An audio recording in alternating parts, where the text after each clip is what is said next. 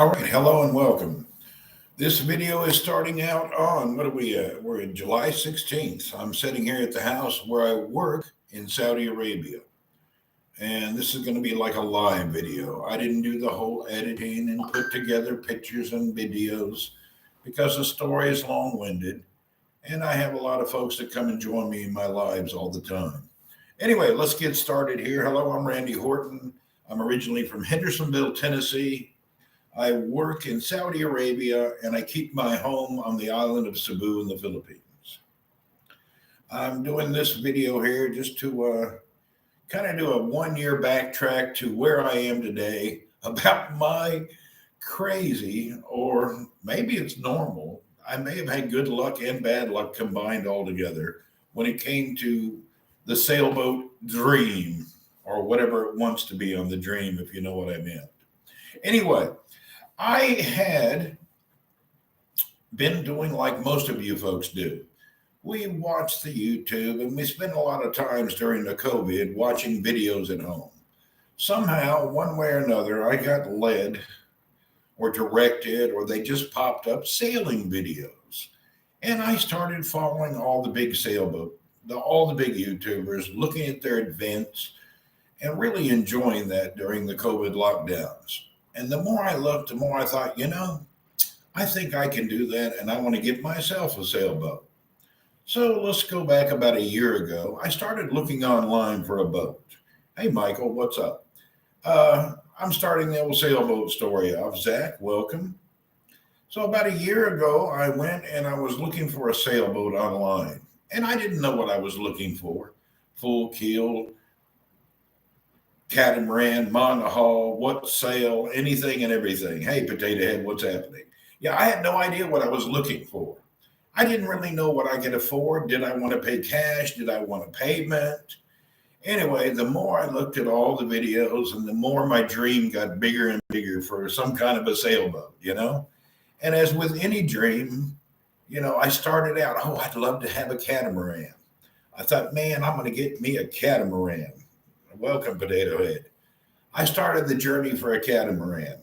Now, ideally, it would have been nice to buy one right near my house in the Philippines, so I would not have to go very far and I wouldn't have to go through a delivery nightmare. Well, after looking everywhere, I realized catamaran costs more than a dang house. And that's just not something I wanted to spend. What's up, Richard? Thanks for coming in. I'm sitting here going over the sailboat story. Anyway, a year ago, I flew to the Philippines to buy a catamaran. I didn't actually buy then. I couldn't do it. I came back to Saudi to work. My wife and son went to look at a catamaran for me. It was a Peugeot Fontaine. I can't even remember the model. Anyway, it was a nice sailboat. It was priced right around $50,000. It's only a 33-foot catamaran. And I believe it was the Maldives model. That's what it was. I'd looked online and I thought before I sent my wife and son over there, I'd try to see what he would take for this boat. He was offering, $55,000. And I'd seen plenty of pictures and I said, you know what? I'll see if he'll take a low amount, and if he'll be interested in my offer, I'll offer him $40,000 based on an inspection. So he agreed. I went through his broker and they agreed we'll take $40,000 for this catamaran. Well, wife and sons traveled all night, got on a boat, got the car over there, and they went to look at this catamaran. Cole got on a little rubber dinger in a bay somewhere in Negros Oriental. And that catamaran we went to look at, there was nothing on that catamaran that was working. They raised the sail and it had holes in it this big where birds had nested and ate through the sails. The engines didn't start. He only had one battery back and forth. The Maldives catamaran was designed for an outboard. Yeah, thank God for inspections, exactly. Anyway, it's designed for an outboard, but this guy was a Japanese guy, supposedly retired from Myanmar. So he had cut holes and put in two small 14 horsepower Yanmar engines. And he put them right underneath the cabins where you sleep. Well, the whole boat smelled like gasoline, and the engines, they looked like hell. And he was toting a battery back and forth trying to start the boat to show us it starts. Now, the backstory on this guy, he had been in a scooter accident and he lost one leg 6 months or a year before. So Cole's on this boat floating in Negros Oriental, and there's a one-legged Japanese guy hopping around the boat trying to get things to work. Nothing on the freaking boat works. Everything they touch is broken. There's nothing. And in the front of this boat, it looks like somebody patched it with Play-Doh. He had hit something in the water and had it fixed by, I don't know, probably the worst repair people in the world. Anyway, Cole proceeded to take photos of everything he could, and he sent me tons and tons of photos. And I looked at it, and the photos, this boat was full of cockroaches. Everything was broken. It smelled bad. I didn't want the boat for free, but I thought, you know what? It's there. I'll buy it as a project. So I called the broker back in a very less than friendly mode, actually. And I told him, everything on the freaking boat is broken, including the sails. Nothing on it's worth anything. I said, I'll tell you what, I'll give you $25,000, and he's lucky to get it. Nobody's going to buy that piece of junk. Well, the broker, I'm sorry you don't like it. And he started going into this and going into that. I basically parted ways with him. For that gentleman not to expose the true condition of the boat, and my family traveling 10 hours to another island, getting a hotel, driving out into the middle of nowhere to go look at this piece of junk, I got my first taste of what I felt. This guy must be a swindler. There's got to be better brokers than this. And I parted ways. We didn't get the boat. I didn't even go back. I felt it was a scam, exactly. Anyway, I thought, screw this. Every other catamaran I'm looking at, I can't afford. I can buy it, but I don't want to be in debt or have a payment for this high-end model. I redid my search and said, well, forget the Philippines. I couldn't find anything online, so I started looking in America. And at the time that I started looking in the U.S., somehow I was led and I got directed to the non-such sailboats. The non-such sailboats with the single sail. They're beautiful boats. And I thought, man, and they're spacious. They're wide and they're nice. They're a little expensive, but they're pretty nice, from anywhere from 100,000 down to 30,000. I was seeing you could get a nice non-such. Well, I started the search and I started talking to people and looking and searching. I found one. I found a non-such 26-footer setting in San Diego. And I said, man, it was blue. The interior was shiny. The guy who owned it was a famous guy, and he had recently passed away. And he donated the sailboat to the school, the local college there in San Diego. Anyway, I called up. I made an offer on it. They were asking in the 30s. I got the price down to $20,000. They had agreed on it verbally. And again, I said, based on inspection. I sent my deposit, 10, 20%, I don't know what it was, and told him to go ahead and proceed with an inspection. So we took the boat over to the inspection yard. I wasn't there. This is all remotely. They pulled the boat out of the water, and it looked like a 100-year-old oyster farm on the bottom of that boat. They commenced to spraying and trying to clean the bottom of this non-such up.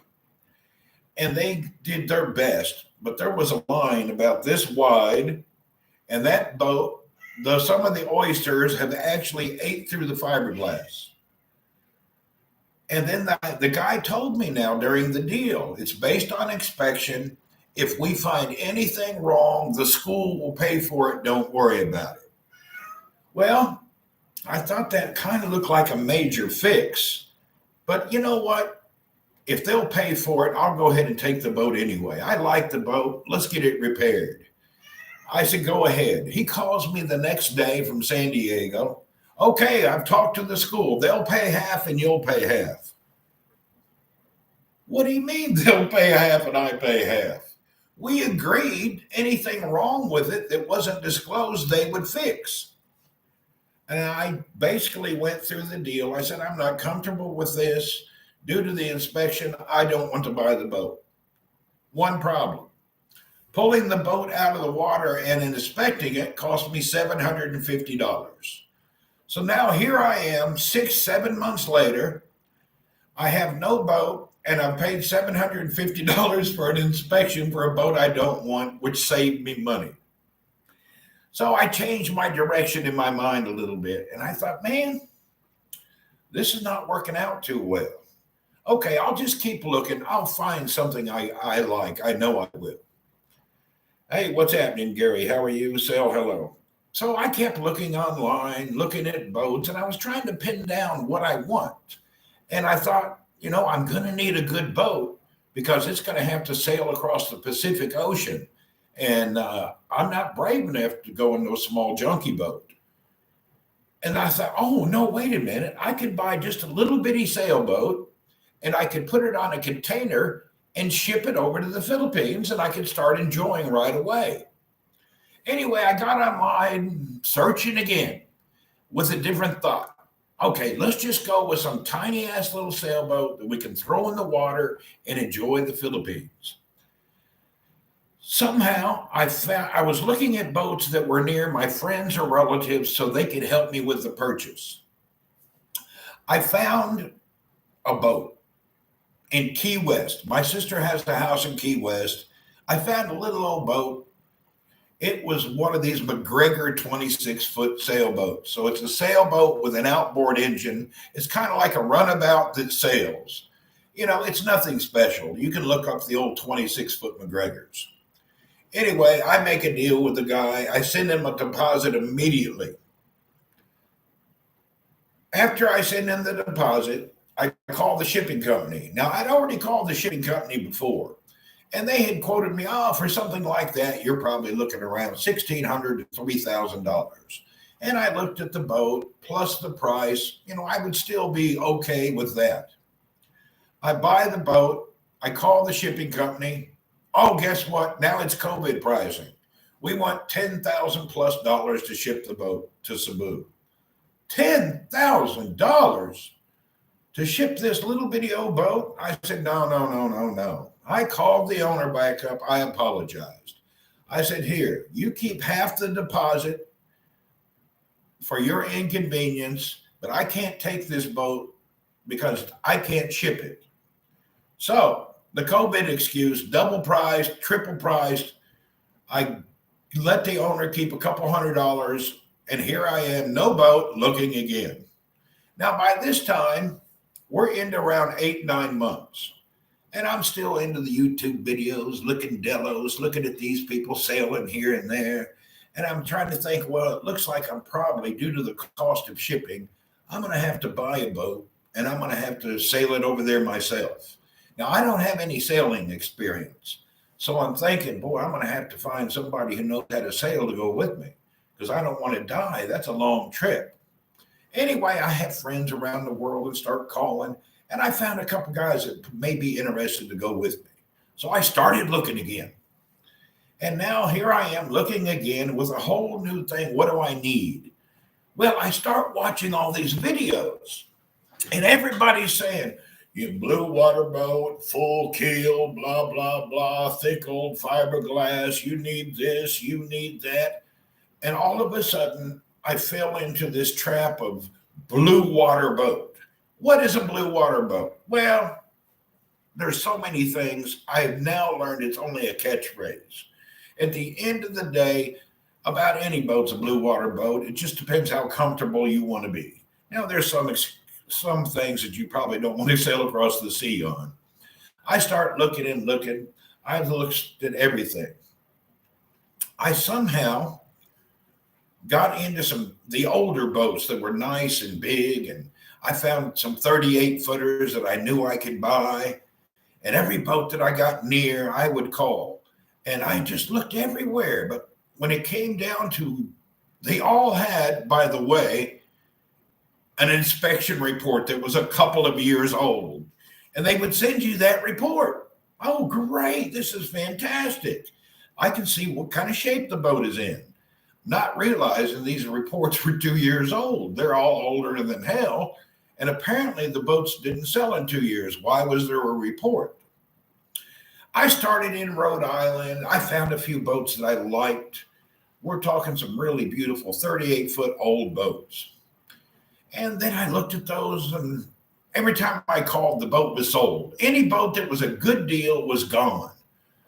Now, if you wanted to pay double or triple price for a boat, like today's market, there's a million boats available. But if you want a decent deal and you don't want to overpay, you really got to hunt. After looking and hunting and hunting and hunting and looking again, I finally found something I thought wasn't 38 feet, but I thought it was a good boat. So I found a Baba 30. A Baba is a fantastic ocean type boat, and they're old and sexy, and the interiors are beautiful. I found this baby, not baby blue, more of a not navy blue, royal blue sailboat down in Texas. Now, I called the old boy down in Texas. They were asking around $35,000, $40,000 for this boat. And you could see it could use a little paint and stuff, but it didn't look bad. And he had pictures on there, and they were beautiful. Man, this Baba 30 was the sexiest boat I'd ever seen. And I'm thinking, damn, with the reputation and that boat, that's going to be my boat. I start working with this broker, what was it, Boat Shop, Texas. And at the beginning, he said he had the survey for it. I sent him a message, send me the survey, no response. And then a little while later, we were chatting. I said, hey, man, I need to get that survey. No response. Well, anyway, we start negotiating back and forth with the owner. And I am trying to get a price down based on inspection. And I get him down to like $22,000. And this is a $40,000 boat. And there's like an excuse and an owner story behind it. And after I agreed to some kind of a price, I said, before I send you a deposit, send me the damn inspection report. He sends me the report. Oh my God. The bulkheads were rotted out. All the pictures he took were not looking at any of the damage. This boat would not be seaworthy on its best day. The boat, even the teak on the deck of the boat, it looks like he went through and secured it with drywall nails. There was leaks, water everywhere, mildew, and even the guy who did the report basically said I wouldn't take this boat for free. I called the guy up and I said, are you kidding me? You've been bullshitting me. Well, you've wasted your time and my time for 2 weeks, dude. Why? I said, you didn't read the report? I didn't. He claimed he didn't read the report and didn't know the bulkheads were rotted out. Anyway, here I am again. Thank God this time I didn't send any money and nothing happened. So now what am I into? 3 or 4 boats now that I've been trying to buy. I'm about giving up on this. I'm thinking now, here I am trying to buy boats everywhere. I've had nothing but problems. I found some Pearson boats, sailboats that are around 38 feet, and they looked kind of okay, and I was kind of tempted. But every time I would ask for the report or get somebody to go by and look, the boats were just pure junk. I mean, they're not worth the damn internet time spent looking. And I pretty much, after 10 months, a year, I gave up. I said, screw this. I'm not going to get a boat. I can't get it. I can't do it. I'm abroad. I work in Saudi. My house is in the Philippines. I'm trying to buy in America. It was just too hard. And I just thought, I can't do this. Now, at this time, all the time, I was always on Facebook Marketplace. And I would type in a city and I would say boats for sale in that area, and I would just glaze by it. And for some reason, around 2 months ago, I was in the Philippines Facebook Marketplace. And as usual, I go to Marketplace and I did a circle all of the Philippines and I found the boat that popped up. A sailboat popped up. And it was a little 24-foot Rev de Moor. And those Rev de Moor is a very good sailing boat. The Sailing Frenchman, if you've seen him on YouTube, Hugo, he has this boat. And he's went around the world on that little boat. And I thought, you know what? That'll be a nice little boat for me to roam around the Philippines on those 7,000 islands and just really get used to it, and get my sailing experience under my belt before I spend any real money. So I get the deal on the boat. Hey, keel dragger. So I get a deal on the boat, and it's not very expensive. It's a few thousand, it's like $6,000, $7,000. And I'm thinking, you know what? It's already there. This ain't a bad deal. I'll take the boat. Now, when I buy this little boat, I make a deal with this British guy. Here's the deal. I'm buying the boat, but you need to deliver it 500 miles to Cebu because I'd have no way for anyone to deliver that boat to my house or to my area. He said, no problem. Soon as you get this money's paid, we'll get our captain here. And he had a picture of this guy, 6'3" tall guy, about 60 years old. He said, no problem, we'll deliver that boat for you. Well, I'll just sail it right down. And while I'm down there, I'll spend a week or two and give your son some sailing lessons. Wow, that's nice of you guys. You know what? I'll take that boat. I sent him a deposit, and then I bank wired him all the money. Well, I called the next day. Yeah, I got your money. We'll be leaving in a few days. Well, about a week passed by.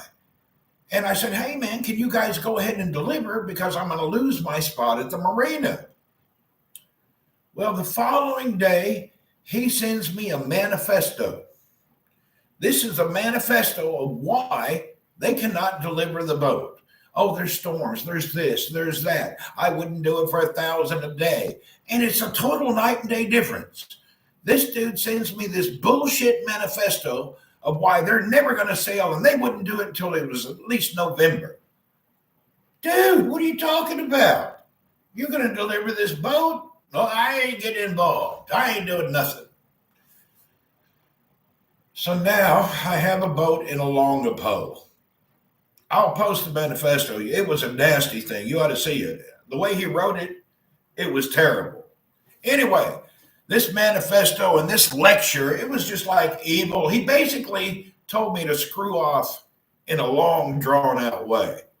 So now here I have a sailboat. It's mine. It's paid for. It's on an anchor in a bay near a Longapo. And it's just sitting there. Hey, Rod. So my boat's at a bay in an anchorage, and now I've been told nobody's going to deliver it. It's your boat. Pretty much good luck. I call up my wife and son again. God bless them. They get on a plane, and they fly into a Longapo so we can get our paperwork and secure the boat and get our keys. They get there. They get the paperwork. They get the keys. The boat's ours. Unfortunately, when they arrive that day, guess what happens? A cyclone rolls in. The waves are 3 to 6 feet in the bay. The winds are 50 to 60 knots. It's crazy. We can't get nobody to help us get our boat from the middle of the bay floating to the marina. We get 2 guys. We'll do it, no problem. The guy who sold me the boat and his captain friend, they go out to the boat in this little dinghy that looked like a swimming pool float. And he said, no problem, I'll sell it to the marina for your wife. He gets out on the boat. He can't get the anchor up. He breaks his finger. He lets the air out of the dinghy, throws it in the cabin, and swims back to shore. So now, here the boat is in the bay, in the storm. There's nothing we can do about it. We don't know what to do. My wife gets back to the marina and she's talking to the people in the marina. Can somebody help us? Here's what happened. We're stranded. 2 young guys came by. The story of the little sailboat, yeah. Two guys came up to my wife, and they were in white suits, and they were part of the professional sail team there in the local area. So they were on a racing team. They said, "No problem, ma'am. What we will do, let's go and we'll sail it to you to the marina for you." So they get out to the area where the boat is, and are looking offshore. And the two young guys said, "Ma'am, there's a cyclone. It's too dangerous to go on a sailboat in this kind of weather." And they told her, "We're sorry, we can't help you. We're not going out in that kind of weather." I guess crossing the bay to the marina was too scary. The waves are too big. We lost sound. Refresh, it'll come back. Is it back yet? Hold on, let's see. Okay, are we back? But I'm hoping the sound comes back. Anyway, now here my wife is. You hear sound? Okay. Now my wife is there. She's back at the marina. There's a storm. We're talking torrential wind. The palm trees are bending over, and the branches are almost touching the ground. It looks like something out of a "I Shouldn't Be Alive" hurricane video. And we don't know what to do. Well, it's now, everything is late. Everybody's closing. And now there's my sailboat in the bay. The waves are so big that the boat disappears under the waves. And my wife says sometimes the boat doesn't even come back in sight for about 2 or 3 minutes. So now my boat's out there, and the boat is up and down and shaking, and it's disappearing. I called my wife, and she said, "Oh, don't worry. Tomorrow we'll get somebody." And she didn't want to tell me the truth, that in her heart, she thought by morning that damn sailboat will not be there.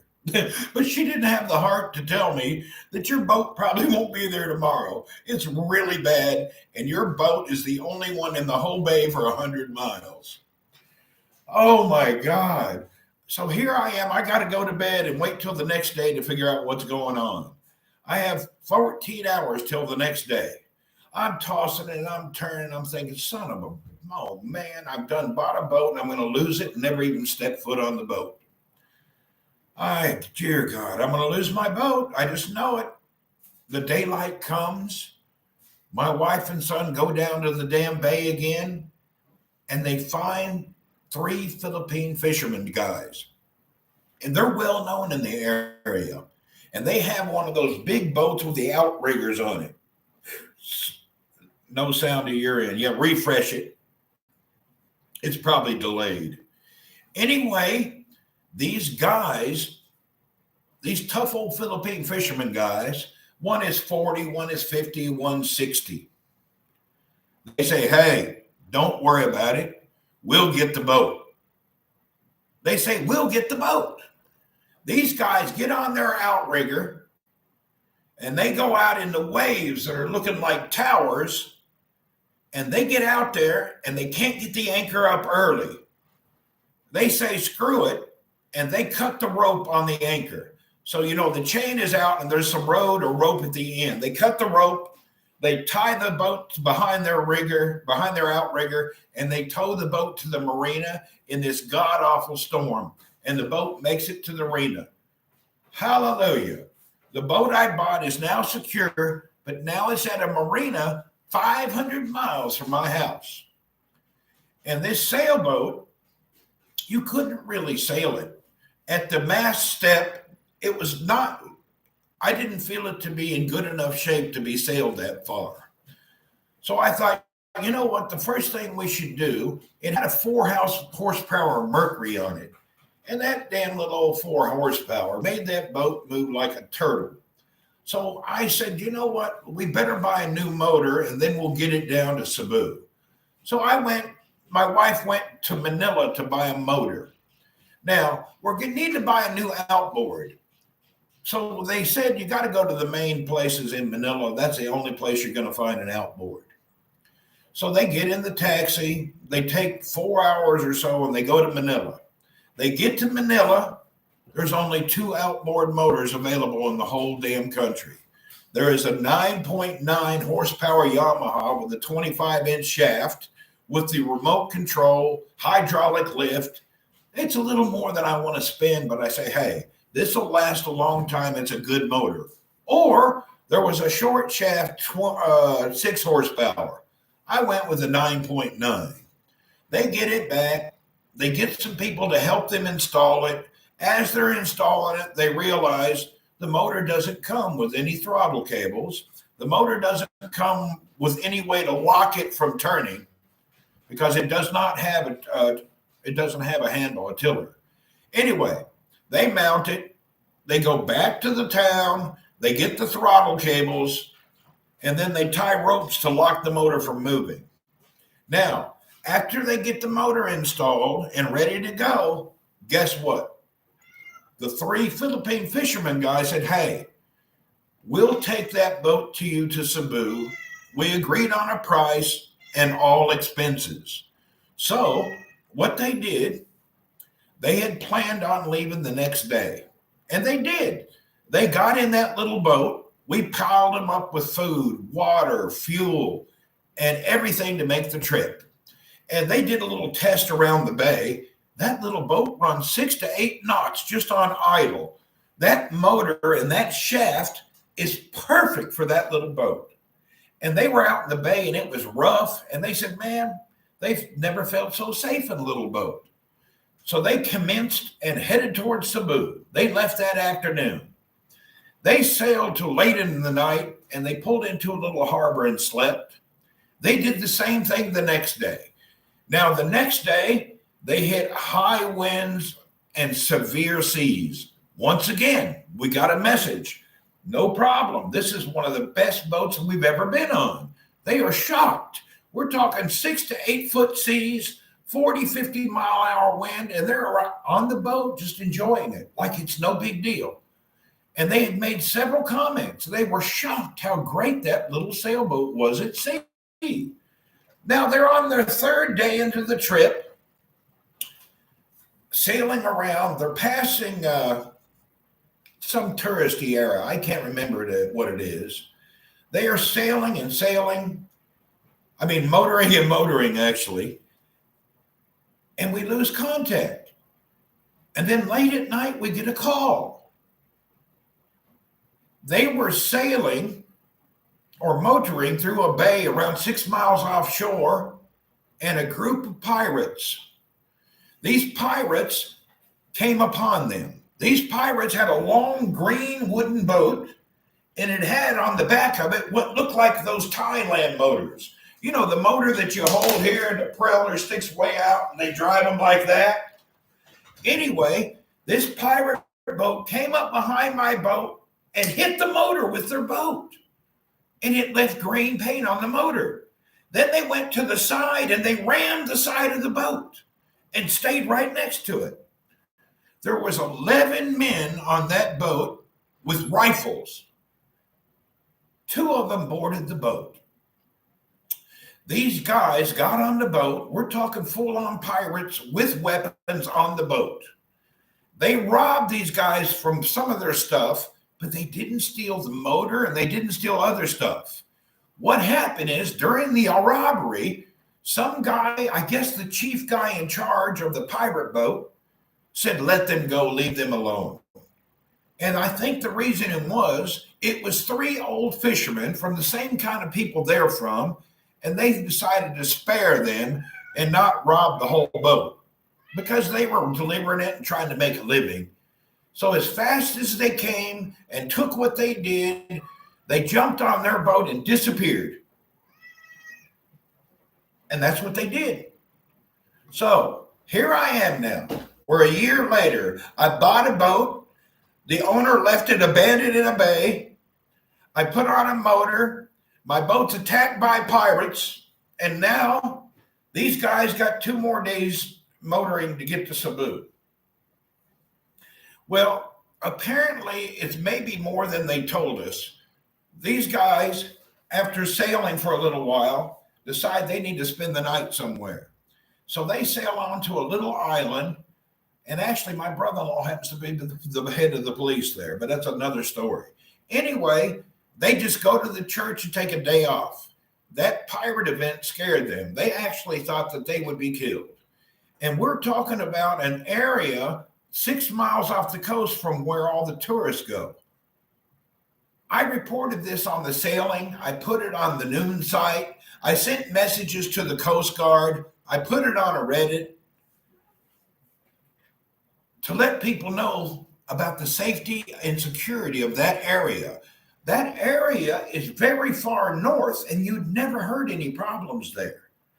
So here we have pirates attacking a sailing vessel 6 miles from a known tourist destination, Boracay. 6 miles off the coast of Boracay, my boat is attacked by pirates, boarded with weapons. Oh, anyway, come yesterday, after those days and all these events, they bring my boat to Cebu. We get my boat to the yacht club and get it all tied up safe and secure. My wife goes in to start, to give them the deposit. We had agreed to a price. People at the marina added 35% extra to the price, and that's where I am today. So Monday, we'll probably move the boat to another marina, and then I'm going to have all the rigging replaced and checked, and maybe even I'll have the boat painted. So that's my first sailboat experience. What a freaking nightmare. I haven't even been on the boat, and I went through all of this nonsense. Can you believe it? I went through all this crap. I've just had my first sailboat experience has been terrible. From scammers to buying to pirates to leaving it in a storm. It's just been unfreaking believable. I don't think anybody else has went through this many things. I'm almost tempted to see if this boat may be cursed. I think we're going to have to get down there and do, what's that called when the preachers pray at your boat to get the demons away? Some kind of. My wife is wore out. She's been through nonsense handling all this stuff. Thank God for her and my son. Really? It's just freaking unbelievable. The nonsense I went through. I guess the moral of the story is you can't buy a boat unless you can feel and touch it. Don't get online. Don't talk to nobody. If you can't get there, you can't buy it. Yeah, this happened to what I said. Don't buy a boat. If you can't feel it, touch it, and look at it, don't think about it. When you're ready to get one, go down to where you can buy it. Me trying to buy online, getting everything done, I have come to the conclusion. I'm sorry, by the way, if you're a broker. There's probably some honest brokers out there. But my current situation and my current experience is enough drama buying a local boat with a clean survey. I hear you. Anyway, at the end of the day, I don't like these people called brokers. They're really scam artists. I don't know why they would cover up important things when your family and you are going to be out on the water and you could actually sink the boat or die. But they hide and cover up stuff. They don't expose anything. They ought to make it like buying an airplane. You have to document the hours. You have to have it registered. They don't. Something always breaks and goes wrong. I'm used to that. I've had power boats my whole life. This is my first sailboat. This is my first used sailboat. When we were younger, we bought new boats, new motors from a dealer with a warranty. This is my first time to buy a sailboat and a used boat. I've never bought anything used in my life. So let's see how it goes. Hopefully the adventure, once I get to the Philippines next month and start doing my sailing, hopefully my adventures will not be that bad. My goal with this boat is to get out, sail it until I almost sink it, and then I'd like to buy a new boat. Oh, you can't believe all this crap, man. Unbelievable the stuff that I've went through in the past month. I went through a nightmare. And not only that, Boats right now throughout the world are jacked up double price. You want to see a picture? Yeah, we'll show you pictures and everything. We'll turn it around and show you the pictures. Oh boy, God help me. I've been through so much nonsense. It's a miracle I still have a good attitude. It's really a miracle. Uh,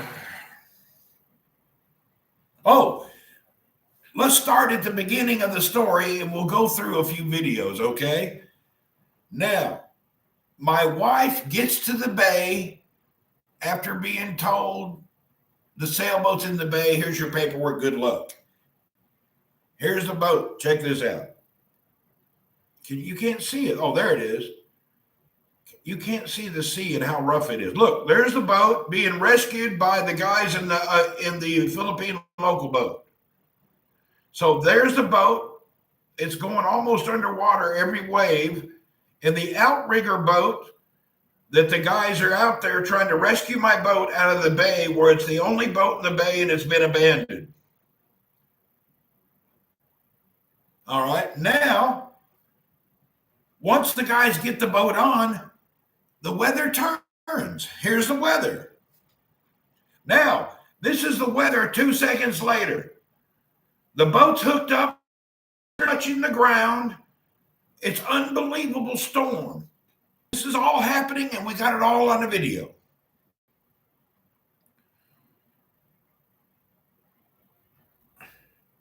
Now, they finally get the boat to the marina.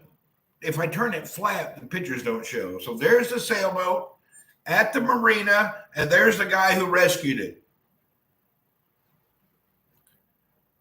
You can sail it now, but I want to have the rigging checked to make sure there's no problem. I can't, the pictures won't show here. I should have had it where I could put it up. You can see the cockpit and different things. You can't really see anything. Anyway, I'll do more stuff with videos and pictures in the coming months. For those of you who don't know, my name is Randy Horton, Randy W. Horton. I broadcast every day on twitch.tv/Randy W. Horton. So I'll be doing more YouTube and more live Twitch videos for the adventures in my sailboat from hell. The story from hell from the sailboat that went well.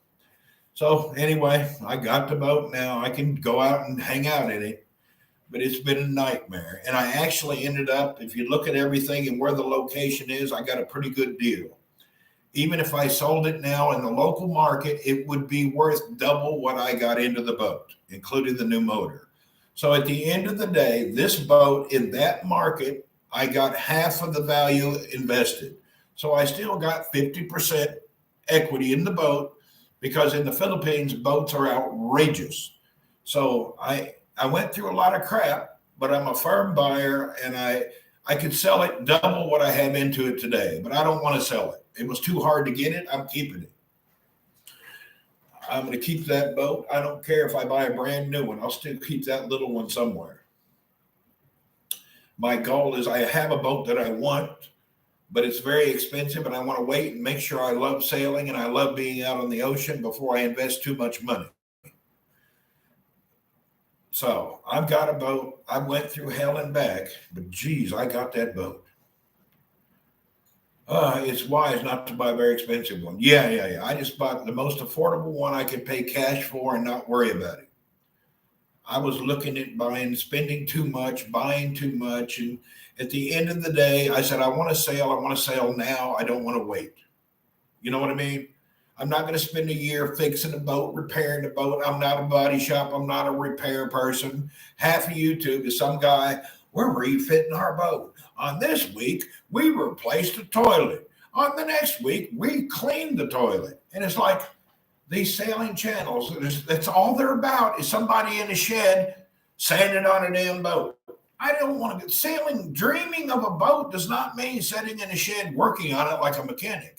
I want to get out and enjoy the water. So I knew I didn't have any desire to be a boat repair person. You know, during growing up with boats, I had to repair enough myself on my own. I didn't want to buy somebody else's repair job. Well, that's it. That's the story. Cruising, fixing boats in exotic locations. Man, as I look back, I'm happy I didn't get the catamaran. If I would have got the Maldives catamaran, I already know I would have had a problem. The first thing is when you're sailing around in remote, exotic locations, how are you going to get that boat out of the water if you need to paint the bottom or fix something? It's very hard to find a place who can pull a catamaran out of the water. I love the catamaran. I love the way they look like executive studio penthouse apartments, the wood and how pretty it is. Did you ever wish in life to own your own property on the water and have a boat there? Yeah, I almost bought a beach house last year, but I didn't do it. I found a beach house, but the water in the area, there was too much wake coming from the boats that I didn't go for it. I couldn't really dock my boat at that house. I thought about it. I looked at one last year. It was a pretty cool little house. Anyway, now let's get back to where we are today and continue. I do have the sailboat. I will be sailing around the Philippines. But to be honest, now I have some mental things going on that's bothering me. Your grandmother-in-law, who is from the World War II generation, said that the best about having is when you buy and when you sell one. Yeah, I grew up with boats. It's just a part of life. Some people think that. I enjoy boating. Anyway, now that this experience in the Philippines with pirates 6 miles off the coast of Boracay, filing and doing an online report at Coast Guard, they don't even respond to me. We'll see how it goes, but I'm concerned about the safety of myself and my family now. And if I get through this and everything goes well, I'm actually considering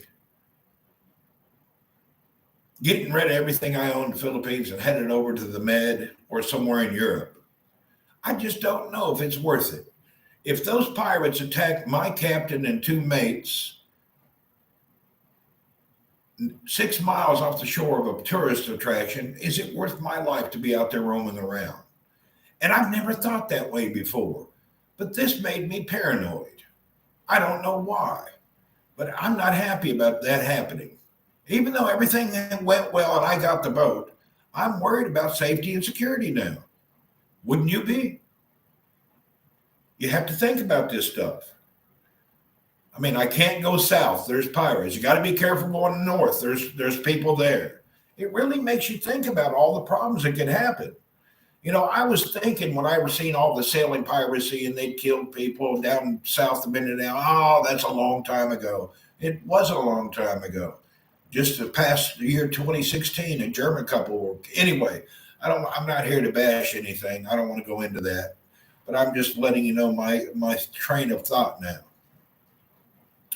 I'm getting to my mind where I may just need a boat in the Mediterranean, forget about all this exotic living areas.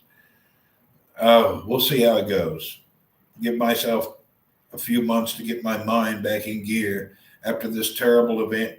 And the only thing that really sticks with me is the pirate event. Them boarding my boat and hitting my boat. That's weird. That's bad. I guess that'll be the end of this YouTube video. Thank you, chatters who know me, Keel Dragger Mark. If anybody wants a good YouTube channel, we got Keel Dragger over here. Mark, will you put up a message again? Or put a link to your channel if it will let you. Keel Dragger Mark, wonderful boat, great gentleman, sailing around out of Los Angeles.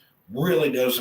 He's a really professional captain, and he's got a great sailing hobby.